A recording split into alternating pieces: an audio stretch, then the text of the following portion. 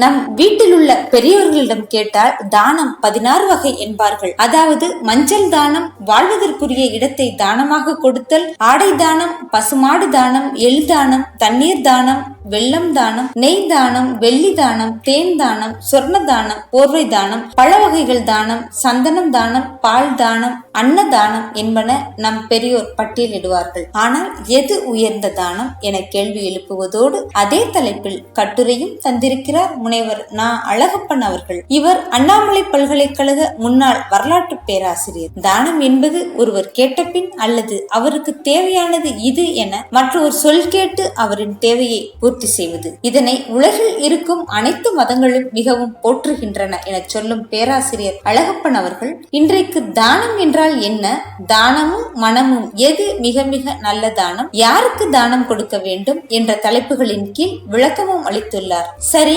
உயர்ந்த தானம் எது என அறிய ஆவலாக இருக்கிறீர்களா? இம்மாத நமது மண்வாசம் வாங்குங்க, வாசியுங்க.